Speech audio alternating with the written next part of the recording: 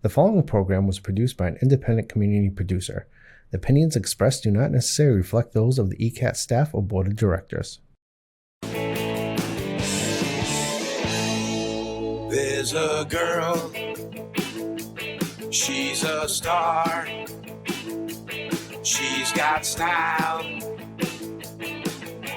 Steffi Star, you see her face around the town, she's popular, Steffi Star. Welcome to the award-winning show. I'm Stephanie Weinstein. And I'm Meredith Keach. And I'm so excited. We have such an awesome guest today. In fact, she was my pom-pom captain. I was. It's so I put that on my resume. You should. Not just that I was the captain of the pom-pom girls at Sharon High School, but that I was Stephanie's captain. Can we, I feel like a that's point of clarification, please? Yeah. What is a pom-pom? What? So not every school has pom-pom girls. Some only have cheerleaders. Right. So in our school, we had both. It's probably the closest to what somebody else would call a dance squad. So basically, the cheerleaders were on the sideline and they were cheering during the plays. And we went out at halftime in the middle of the field and did a routine for halftime entertainment because we were so entertaining. That's right. So, this is the first time I've ever heard you. You didn't know I was a pom-pom girl? I think I still remember the routine. I think I made her be a pom-pom girl. So let me tell you how it happened. Like anybody who knows me now or even knew me then would be like, Deirdre, pom-pom girl, I can't see it happening because I was sort of anti all of that kind of stuff. But what happened is freshman year of high school, the cheerleaders were super popular, a big, great group of girls. And the pom-pom girls were this tiny little squad and the majorettes with this tiny little squad. Majorette, that's baton twirling. The baton twirler. Oh. Yeah. You didn't have that in Easton? I don't know. No. I'm sorry. Well, they went out at halftime as well. I never paid attention to any of this except that I'm a sucker for the underdog. And a good friend of mine joined the pom-pom girls. So I went to support her during the fall festival thing that we had. And there were only 6 of the girls. They had no financial support from the school, even though the cheerleaders did. And people yelled horrible things to them. Like they were the B squad, they were the SLUT squad, they were right. And I don't know, that got my back up. And so it was a mission. And by fall of sophomore year, I somehow had become the captain, even though I'd never been on it before. We had 15 girls. We had fundraisers and bought all new uniforms. And I petitioned the school to give them varsity letters and to let them, I was on a mission. Yeah. And the reason why I had 15 girls is because I went around and bullied people, including my own sister, and told them, you will be a pom-pom girl. Oh, okay. Yes. But by the time I left, it was considered just as good as the cheerleaders. And It was a big, huge deal. And I handed my captain whistle over to Stephanie because she was so good. I am impressed. Yeah. Mm-hmm. So normally I would never do anything like that, but I didn't like how they were treated. And so, I don't know, got to be in my bonnet. Yeah. Well, I'm sure first of many. Yes. Crusades. I sort of walk around with just a hive in my bonnet is pretty much what I do. But anyway. Well, I love it. So to this day, I still call her captain. Yeah. And when I ask her for something, I say, this is your captain. Call me. Right. Yeah. So I have to do it. She's my captain. Yeah. You can't say no to your pom-pom captain. You cannot say no to your captain. Yeah. So, yeah, that's how we met. I am oddly speechless. Yeah. Impressed at the start here. And there is photographic evidence of this. Yes, so make her show you. So. Sharon is maroon and white? Maroon and gold. Maroon and gold. Maroon and gold. Yeah. What were you? We're orange and black. Oh, yeah, that's right. Yeah. Tiger. That's kind of more fun. Go Tigers. I don't know, but it's more, we were regal. We were the Eagles. Yeah. Well, red is a better color for me. Orange isn't great, but. Yeah. It's not good for most people. Mm-mm. No. Yeah, no, not at all. No. So that's how. Yeah. So we've been friends ever since. And then she, dated somebody who was down the street from me. And so I Jason Eric Weinstein. Yeah. He was my neighbor and a good friend of mine. So connected. You dated Jason in high school? Well, I dated him. No. I dated him when coming home from college. It was Yeah. on a break. Yeah. Yeah. But then I would see her because she was, on my street. So yeah. Deirdre, you Yes. have leadership qualities that shined when you were young in high school. Well, I hope so, because part of my job these days is to teach other people to have such qualities. So I took a look at some TikToks that you have. Oh, my coffee with Crohn's. Mhm. Yeah. That's just one of about 8 million things that I do. Yep. It's that's sort of a fun little pastime. It Yep. supports my business, but it's more, I don't know, so I can talk about nice things and make people feel good and do that kind of thing. So, and also to embrace my Crohn-ness. So one of my missions, just personally, not work-wise, is the acceptance of the fabulousness of each age that we're in. I have always looked a little bit younger than I am. So I've spent my life hearing people say, you don't look 30, you don't look 40, you don't look 50. And my answer to that is always, what does 40 look like? Right? There's a universal 40. No, what I look like is me. And I never lie about my age because I feel like I've earned every minute. So in Druid and Gaelic culture, there's the mother, the maiden, and the crone. And the crone is the wise older woman, not the dried up old hag. And so that's why I do coffee with a crone, because coffee is my favorite thing in the entire world. And I'm embracing my crone-ness. So. Well, may I comment on your gorgeous skin? Yeah. Oh, well, thank you. That's my Portuguese genes. And the first thing that I noticed about you physically was your eyes. You have these gigantic, beautiful, captivating eyes. Well, thank you. Yeah. I might ask you on a date when this is over. You're just making me feel so good. Thanks. Eyes are a tool that we have to create something that everybody's looking for, which is presence. Right? So sometimes we give people credit for having things naturally that are actually a series of choices that they make.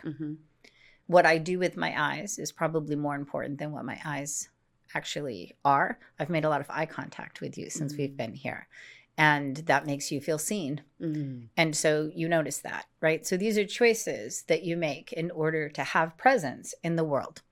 So when people ask me what I do for a living, it's very, very difficult to explain, and I am going to attempt.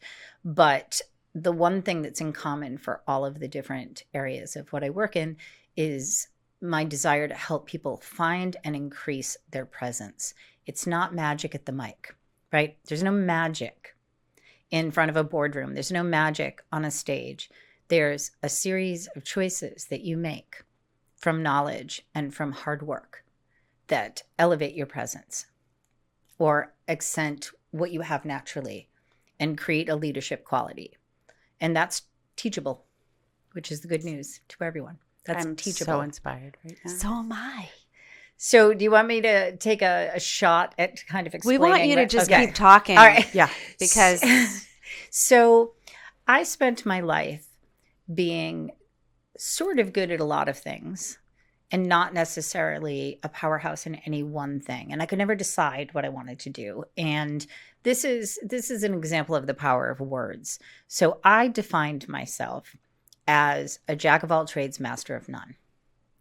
And I was saying that to my mom once, who passed away this September, God rest her soul. But I said to her once, I just feel like I'm not great at anything. I'm this jack of all trades, a master of none. And she said, oh, my darling, you are a Renaissance woman. And I thought, oh, I'm taking that and I'm making that me. I don't have to be one particular thing. So what I've done is I've been inspired to have a meaningful journey through life. And that has created opportunities I didn't necessarily anticipate. I wasn't sure I would end up in that place, but there I ended up. So the Reader's Digest version of my little life walk is I started wanting to be an actor. And I became an actor. And during my 20s, I made my living being an actor. I was SAG-AFTRA. Most working actors are not anybody you've ever seen. You will have seen me in W.B. Mason commercials and CVS commercials. I did the lottery numbers on Channel 5 for a while. All kinds of crazy things. And then I had kids. And so I had my bachelor's degree in acting and communications. And side note, while I was in school, I became a speech competitor, a national speech competitor. And that was like my side gig, was to do, when I was upset that I didn't get the part I wanted, I'd go win first place in a speech competition and feel better about myself. So that was my side gig. So I had children, and I went back to school and got my master's in theater education from Emerson. And I started teaching theater at Bridgewater State. And I was doing that part-time and acting part-time. And then I got divorced. And so I became a professor full-time. So I worked at Bridgewater as a professor for a total of 23 years. And I taught both theater and communications. And in the last part of my time there, I taught a class in sociology as well. So all my skills to work. And then my kids went and flew the nest and did their thing, which is fantastic. And I was like, I don't know if I want to do this anymore. So I met up with an old friend who I'd gone to school with, and she was running a coaching, like a studio. And in her studio, it was nothing I'd ever seen before, anything like this. She taught people how to be voiceover actors. She helped people be on-camera actors. She helped them create their marketing materials like reels and demos and things like that. And then she had this small area of corporate training she did, where she would bring acting skills into the corporate world. I became her lead coach, and I was the person now doing all of those things for her. COVID came. As you know, sometimes you have a difference of opinion about how to handle certain things. And so we went our separate ways, and I started my own company. And that company is called Face to Face Pro. And the idea behind the title of that was I was not going to do as much acting training because I didn't want to take away from, I didn't want to steal clients. That felt unethical to me. And ethics are really important to me. So I was like, I'll concentrate on the corporate stuff. And I started doing that. And all of my actors, one by one, quit the other studio and said, well, now we don't have a coach. Please, can you coach me? And so all of a sudden, the acting part of my business was big. So the title doesn't necessarily reflect the acting as much, but the title was based on the idea that we don't do face-to-face communication anymore. And so people don't know how to do it when they have to. And that I would be training people how to do that. So as it's ended up and as it's evolved, I now have this company that has an umbrella over it where everything ties into communications and presence, building presence. So I teach actors how to stand out more than any other actor in their materials, in their auditions, and in their face-to-face interactions, because only 25% of being a successful actor is how well you act. The rest of it is how well you run your business. So I take the corporate side of me, the really sort of mechanical doing things efficiently, the skills that worked really well for me in the corporate world, and I teach them in this wildly creative world. And then I go into the corporate world and I teach them how to create presence in the same way that actors create presence, and how to pull it from within and make it authentic and genuine and stand apart from everybody, how to walk into the room differently.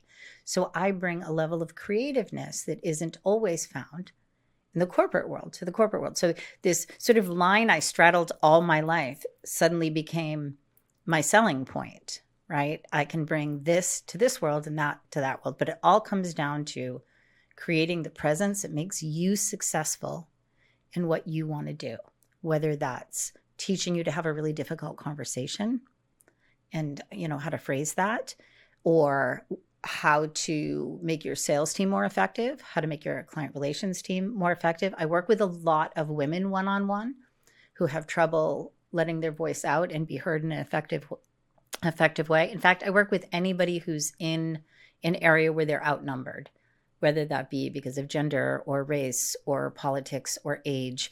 And I teach them how to navigate that world. So I can do it for a whole big group. I can do it for an individual. I'm a life coach for many of these people.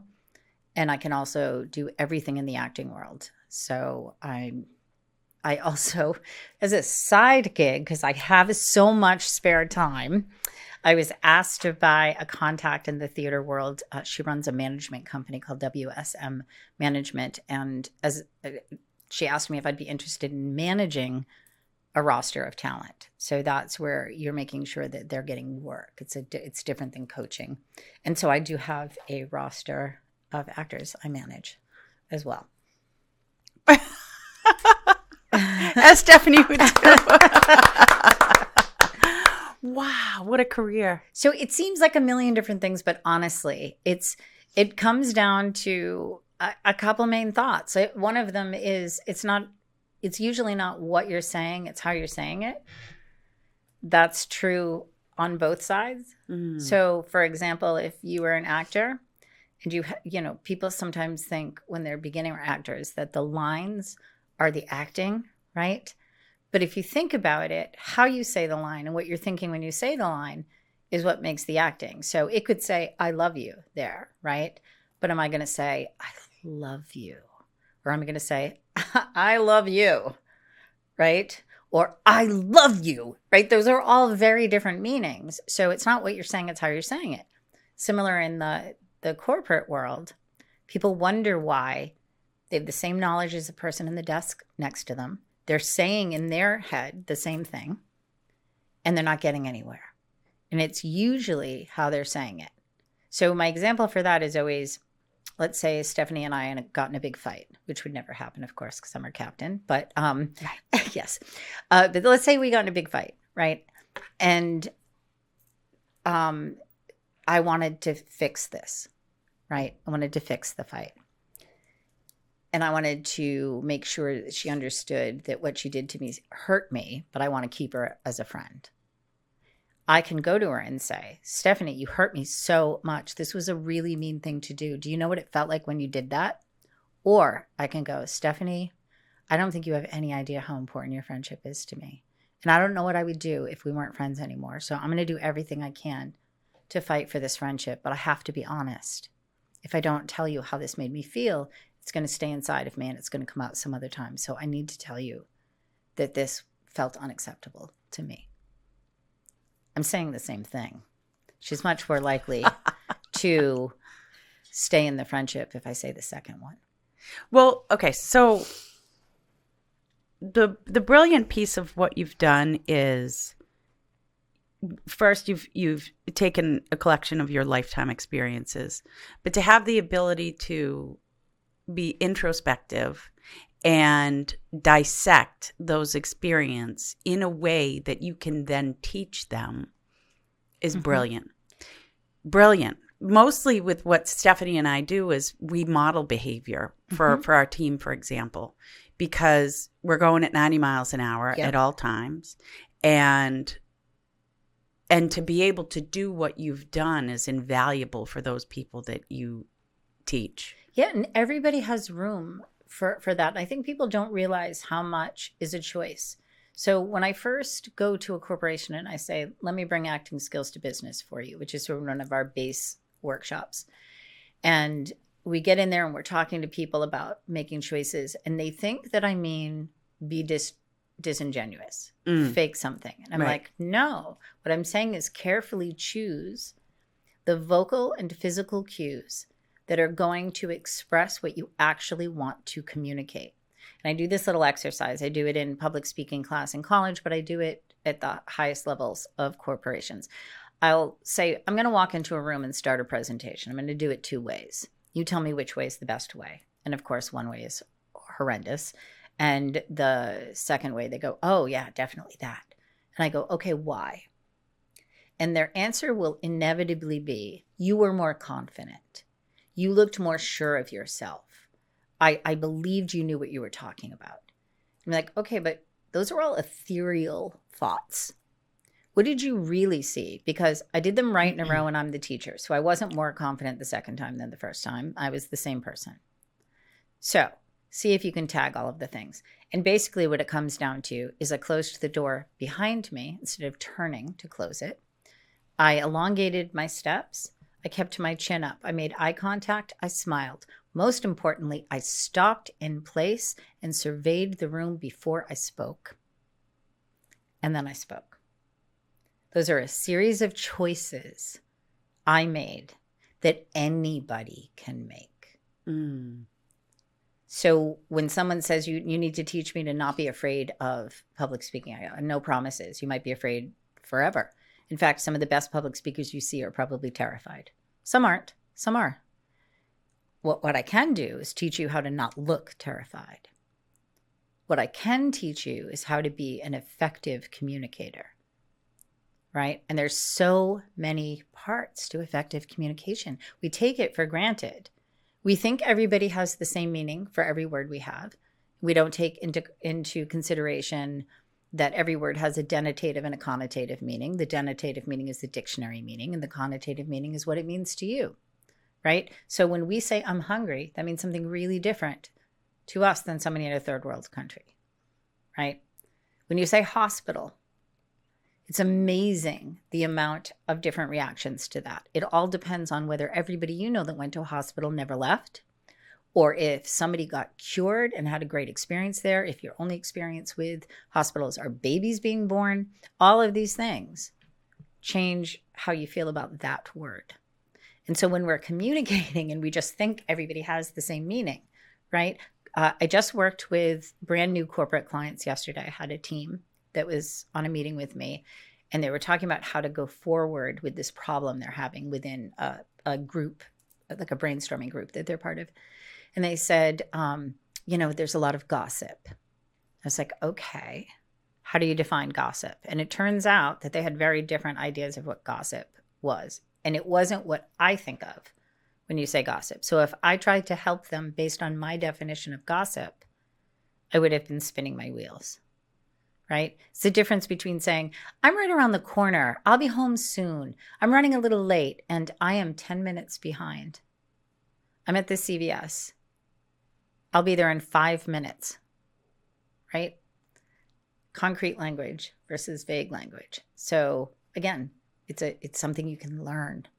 Something you can learn. So if you find yourself being misunderstood all of the time, that might be it. So I get to teach that to them. There's a whole thing called the abstraction ladder that explains how you can get more and more concrete because people have different definitions of different words. So it might not mean the same thing, right? Anybody been in a couple where you've said, I would like you to be more romantic, right? And they go, okay. And 5 months later, you're like, you haven't been romantic at all. And they're like, what? I took the trash out. I shoveled the driveway. I bought you a pizza. And your idea of romantic is spending time with you, talking at night, having a glass of wine, bringing flowers. If your definitions are different, right, then the conversation should be, I really wish that you'd sit with me more at night and share a glass of wine with me, maybe bring me flowers once in a while. That would make me feel seen. And then they have a chance at succeeding, right? So you can see it's in your personal life, it's in your corporate life, it's in your acting life, it's all of these things. So I teach all of these things. Well, I think for our business, wow. Yeah, there's so much. My captain is something else. She is amazing. She is brilliant. But that deciphering the communication piece is something in our business you have to become adept at very quickly. Yeah, you do something called thin slicing, reading your audience. So you have to look at them and make a whole bunch of determinations. And what you don't realize is that you're making those based on perception frames that are already installed in your brain. Right. So this kind of outfit means this, not 100%, but means this. And this kind of facial expression means this. And yes. Yeah. Yeah. And it's not taught. No. To us. So sure. It's something that's learned organically over time. And now the generations that are have been born with computers and tablets and phones, they have lost the ability to learn that just from absorbing. I bet. So one of the things I say as a professor, the professor hat, is that we have to adapt education to that. And we're always a little bit behind. So they've just started maybe 5 years ago adding critical thinking into curriculum. It never used to be in curriculum because critical thinking was something that happened. You developed it over time. Yep. The addition in our lives of GPS and Google knocked critical thinking almost completely out because critical thinking is the gathering of the data, analyzing that data, processing it, and coming to a conclusion. So if I can type a question into Google and get the answer, I'm skipping that step. If I don't have to figure out directions, I'm skipping that step. And so there's no way, it's not that kids are less intelligent. They're more intelligent in other ways. Nothing is 100% bad.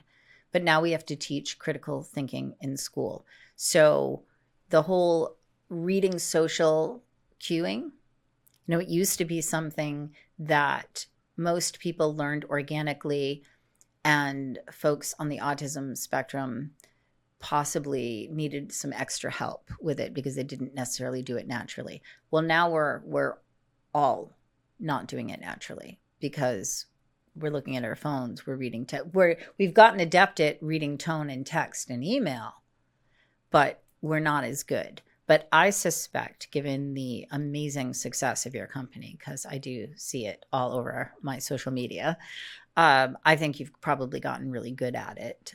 And that's, if somebody was going to say, why is Team Weinstein better than another team? I mean, I'd have to observe to know for sure, but my guess would be that you're better at that because that's what makes the sale. And anybody can list a house, but that's what makes the sale, is understanding, not trying to trick somebody, but understanding what somebody genuinely wants and needs. I had a friend who was a real estate person who said she always knew if they were going to buy the house if the wife put her pocketbook down in the kitchen. If she took it off her arm and put it down, she was like, I don't care what the husband says, they're buying that house. And it had something to do with this. They're not doing it on purpose. They're not thinking, but it's this instinctual, I don't have to hold on to my pocketbook like this. This is my space, and putting it in the kitchen, like the heart of the home.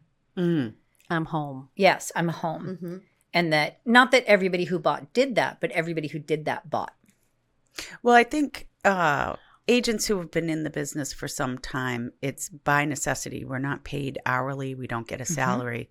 And if you can't figure this out right out of the gate, you're going to be spinning your wheels. You might be with someone who never plans to buy, and they just enjoy being in your car and going out and looking at homes. Yeah, it's fun. It's fun. You got to spot this. And that's no different than the acting world.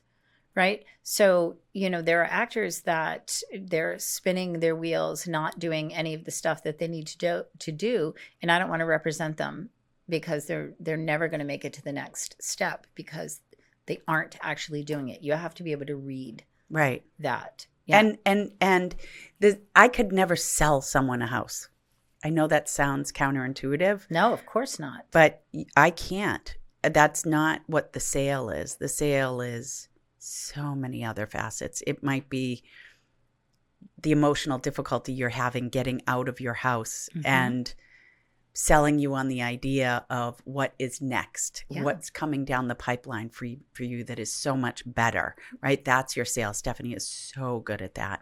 And also, I think, Stephanie, you're really adept at just letting people be who they are and letting them tell you what they need to tell you, just letting it go and letting it flow, where I'm more rigid in the things that I tend to do. And I've learned so much of that from you, to just hear it, just let it go. Well, what you just said, though, there are folks who are going to feel more comfortable buying with you, and there are folks who are going to feel more comfortable buying with Stephanie. I mean, and that's the great thing about your team having multiple people. It's not everybody is right for everybody. Right. But it really is, I would assume, with house buying, really understanding what is going to make that person feel good about being in that place.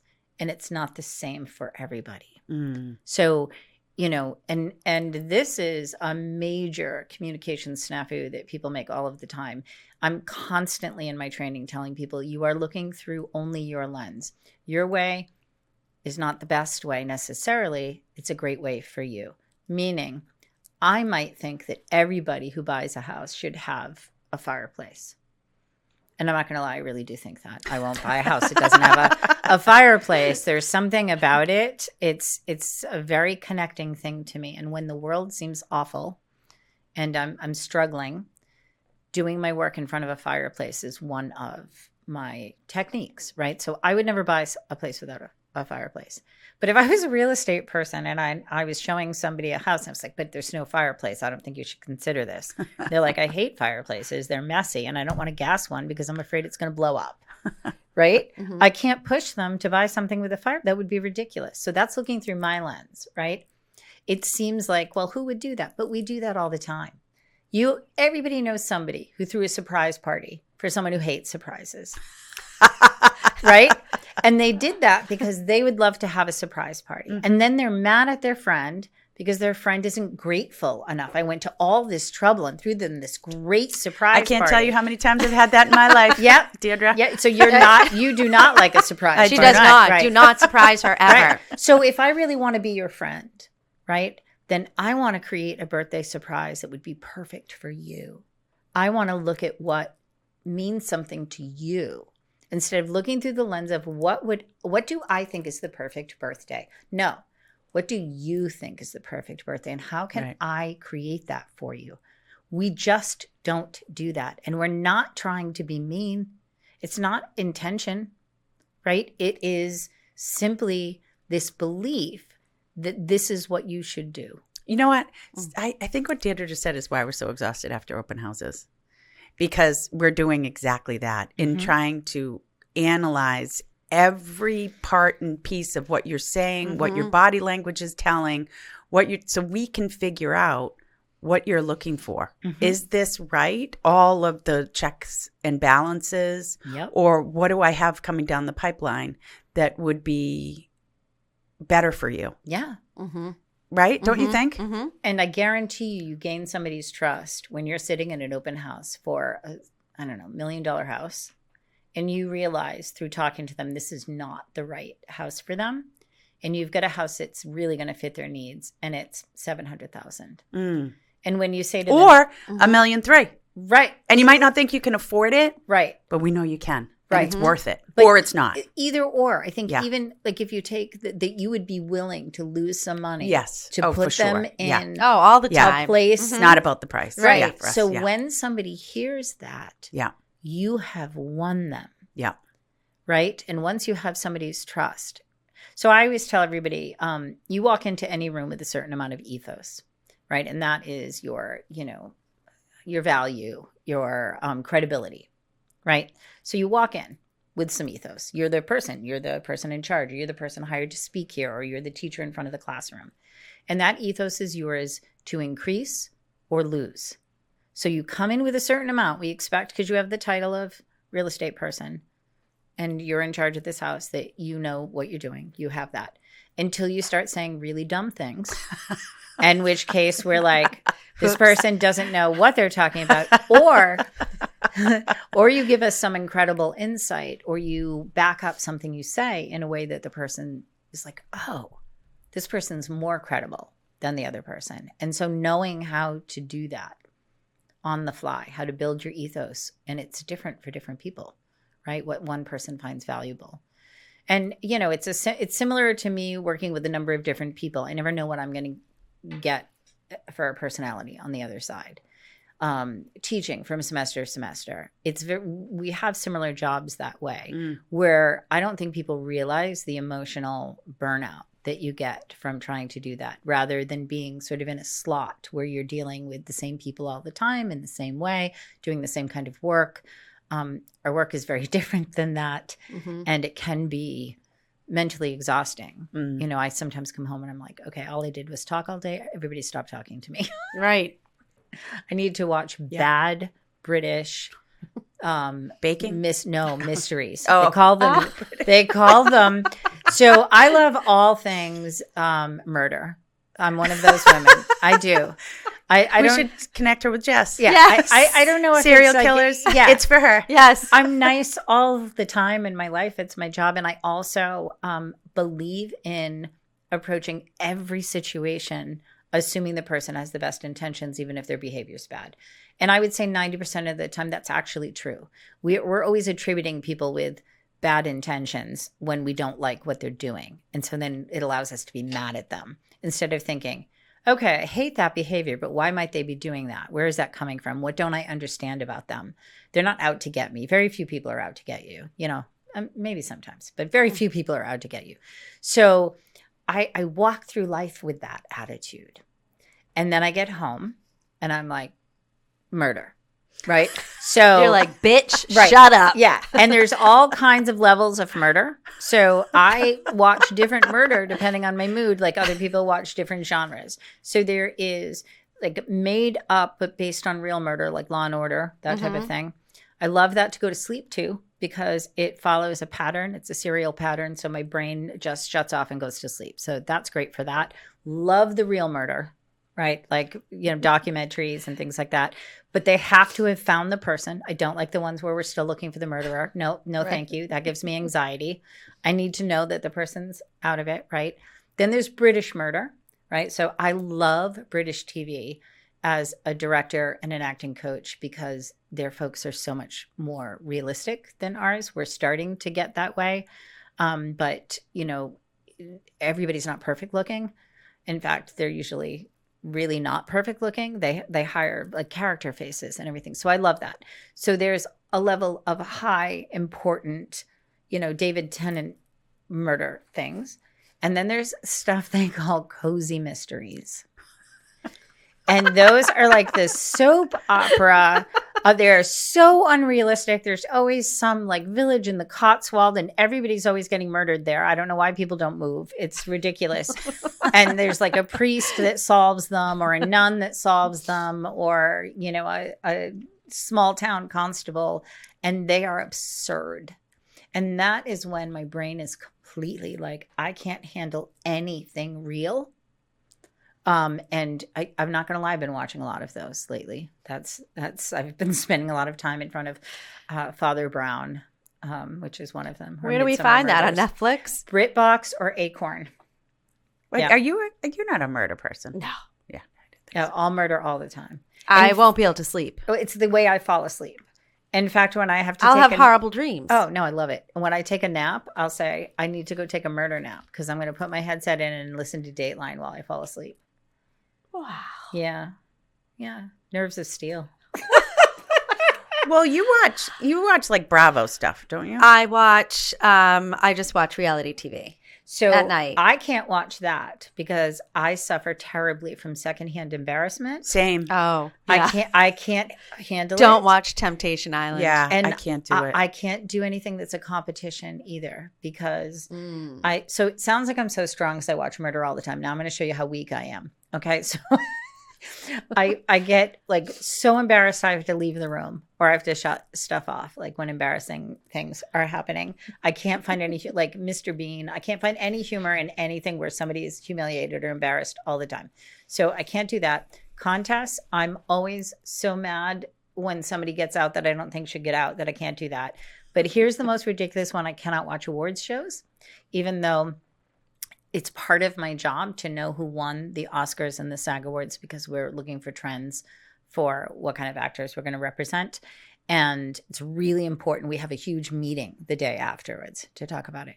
I have to watch clips after the fact. Cannot watch the show because somebody who's getting an award for sound or something less known is going to have 10 people on the team. They're all going to come up on stage. They're all going to be clutching little scraps of paper. The first person's going to talk too long, and then the second person's going to step to the mic, and the music's going to play, and then none of them can talk. And I think about it for like weeks. And how awful that must have been for them and their family. And I can't get my mind off it, so I can't watch it. I find myself rooting for people. It's like, oh, it's only one person. All right, I hope they win. I know nothing about these animated shorts, but I hope it's that guy because he's all by himself. So I can't watch it. I just have to like review all of the information the day after. I mean, truly anxious, like heart pounding anxious. Yeah, I get it. Give me a serial murder any day. Yep. Yeah. Well, and I wonder, maybe it would change. I don't know. You did have to answer, but if let's say we're on day 6 of a 10-day vacation and your brain was just in a different place, could you receive that information at that point? No, because it would ruin that special place that I was in. And so then I would never be anxious. No, never. It's my wiring. It's just, that's what, those are my anxiety triggers. So the way murder things are written, it's written in a formula. So once you study dramatic structure, you realize that everything's following the same thing, except people who are trying to break that, right? Like South Park or something like that. They're actively trying to break patterns. There's a pattern. Everything from a half-hour comedy show to a 3-hour movie follows this pattern to a play, where the rising action and the critical moment and all of the collision factor and all of these things. So murders follow that maybe the most closely. Like they follow even Dateline. It's like, you're going to hear the introduction of the overall thing. Then you're going to hear the story that makes the person who's supposedly bad seem really bad. Then you're going to hear the bad person's side of the story. And then you're going to hear the outcome. Every single show follows that pattern. The story might be different, but the pattern's the same. So your brain has this piece in it that I call it twirls, right? So when you were studying in college, you may have been somebody who needed music playing, or you needed a TV in the background. You needed something. There's a part of your brain that is the part that makes it hard to meditate. You're calming your brain, and all of a sudden you have a thought here and a thought here. So that piece of my brain is always going 100 miles an hour. So I need to quiet it. So this murder mystery gets all involved in that part of the brain. They deal with it together. The rest of my brain can go to sleep. Because you know how it's going to. Yes, I know how it's going to end. That's why I can't watch ones where they haven't caught the person.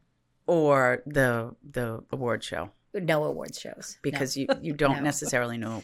No, somebody's feelings are going to get hurt. Yeah. And I am, if I was going to say one of the things that's probably, it's one of my best qualities, but also one of my worst qualities, is I am so empathetic that it tortures me on a regular life. Like, so teaching human communications, I really learned how brains work and how relationships are built. And that's where I got that sort of idea that nobody's really out to get you. Or hardly anybody's really out to get anybody. It's just they're doing their thing. And so I'm so empathetic that if I complain about somebody, I usually turn it around. Like I'll go, could not believe what my sister said today. She was doing this and she was doing that. She's always so judgmental. But, if you think about it, I think that probably comes from the time. And then I'm excusing them. So my empathy, I cannot bear to feel sad for somebody else more than I already do in regular life. So I don't want to do it vicariously for my entertainment. Right. That's not how I want it. There's enough of that in real life. My sister is an occupational therapist, and she's worn many hats in her life. Most of the time she was in the school system, but there was a time period where she was working with head injury patients and hospitals.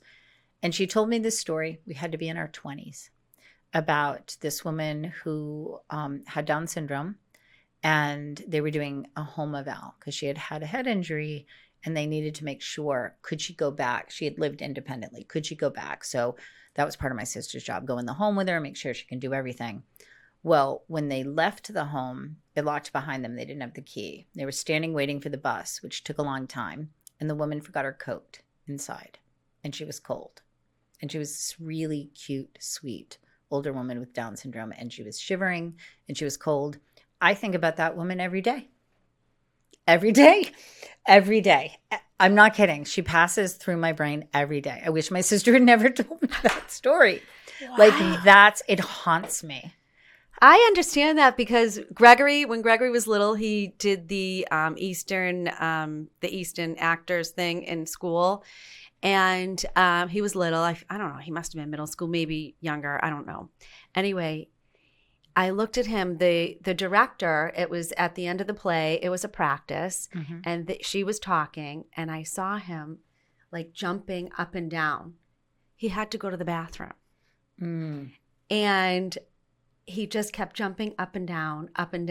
And that has kept me up at night. Yeah. And as soon as she was done talking, he ran as fast as he could to the bathroom, to go to the bathroom. I'm sure he's really happy you're telling this story. But But it's like Yeah. something that No, I think about. I feel so badly Yeah. that he went through that. Yeah. And that's something that I think about all the time. We joke about it. I'll say, my niece is disabled, wonderful, amazing woman, but disabled and requires a lot of care. And I help with that care some of the time. So when I'm over there with Erin and I'm holding her hand on the couch, I'll just look at Maureen and I'll go, thinking about that lady with the coat. Oh. You can't take it. I can't take it. You cannot take Yeah. it. Well, you know, and Alexa, I mean, she was hysterically bawling during Elf, the movie. Okay. And she still brings it up. She feels terrible for Elf and she cannot watch the movie. I can see that. Like, because all of these bad things are happening, Yes. right? Yeah. And there was another time I think I had an open house and I don't think anyone came and I had bought snacks. Mm-hmm. She was distraught. She couldn't get over it. She kept texting me how badly she felt. I'm like, Alexa, it's fine. Don't worry about it. Yeah. But she has. Yeah. Empathy to a fault. Yeah. You know, Well, but that also helps you with what you do. it does. It's what makes me good at what I do. Right. You know, Right. I always say, I'm really good at what I do. There's a bunch of things I do that I'm terrible at, Yeah. like in life. Don't Yeah. ask me to do math. Yeah. If you're playing cribbage with me, you have to help me count my cards or I'm not playing with you. That's the way it is. And I can't do basic math, truly. Well, we There's- did go to Sharon High. Yeah, there's that. Yeah, Yeah. yeah. I can. I can't. Like, I'm not making no sense of spatial relations or anything like that. There's Me a ton too. of things. But in my job, that's my sweet spot, and I'm a ringer, and that's what I do. So I'm using it all of the time, and so it gets reinforced, right? Because you're always listening with empathy. In fact, when I was working, funny side story, when I was working at the other studio, I was one of a few coaches, and they made jokes that there needed to be tissues in the room when I was coaching, and this is for acting. But to be a really good actor always makes me laugh when people go, how do I know you're really sad? Or how do I know you're really mad? Because you're an actor. It's like, no, actors are the least able to hide their feelings because you need to have every one of your feelings right at your skin, accessible to reach at any time. So you tend to actually be way more in touch with your feelings.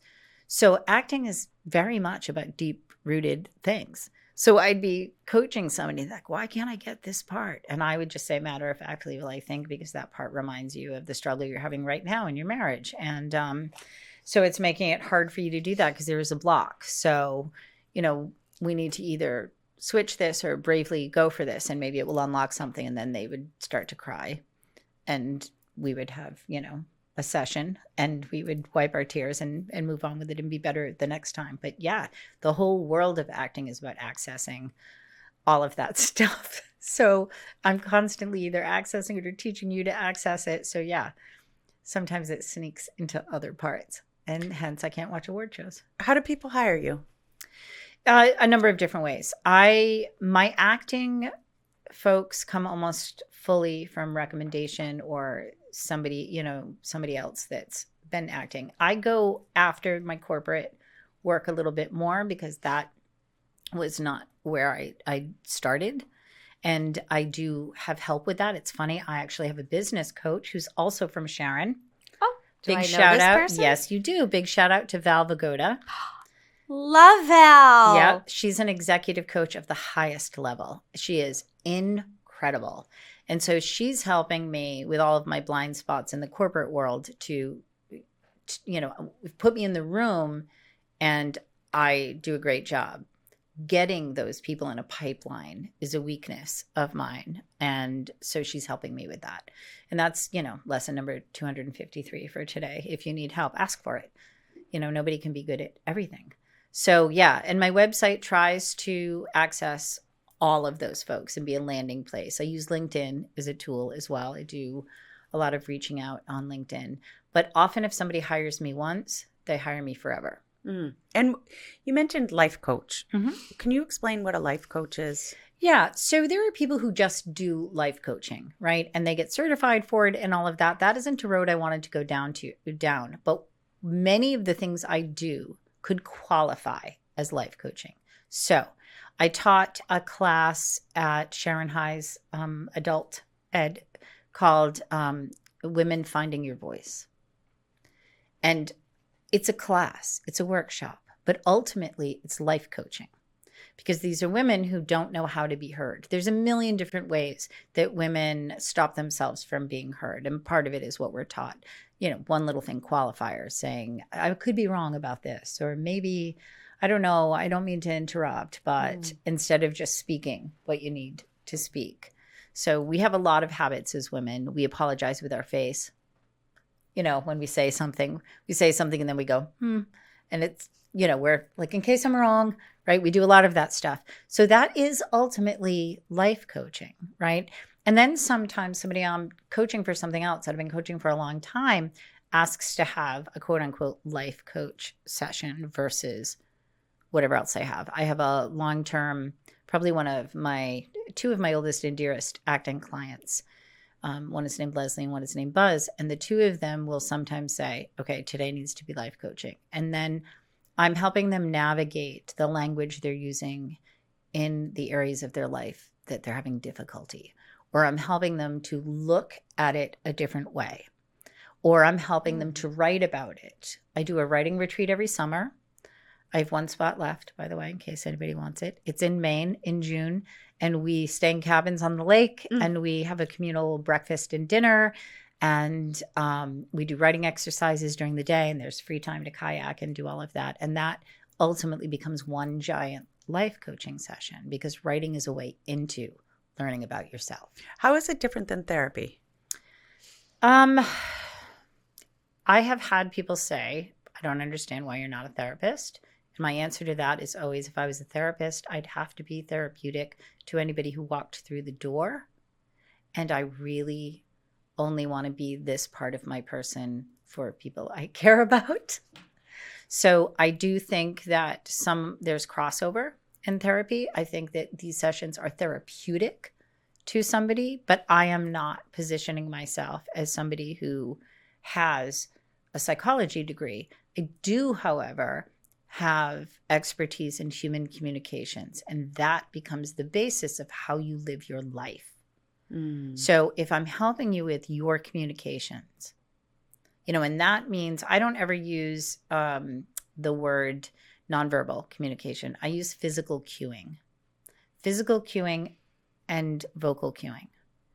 We have so many different things that mean something subconsciously to the people that we're speaking to, that examining your use of cueing or your lack of reading of other people's cueing becomes life coaching. You know? Yep. And so I always deal with it from what I think they could have said differently, or how.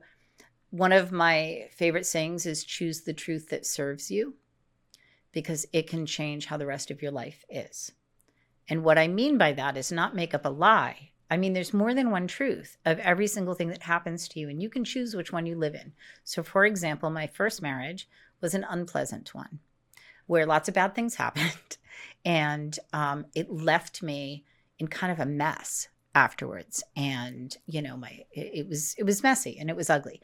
And so I could be bitter the rest of my life and say, I'm allowed to be, because I went through this terrible thing. And everybody would look at it and go, you're right, that's terrible. I would probably feel the same way. And then I'm living in that truth.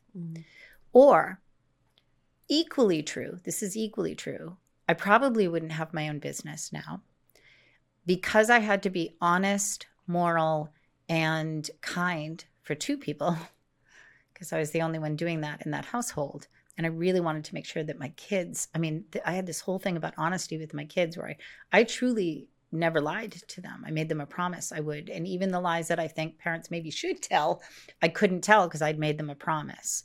And so it wasn't always easy, but I'd made them this promise.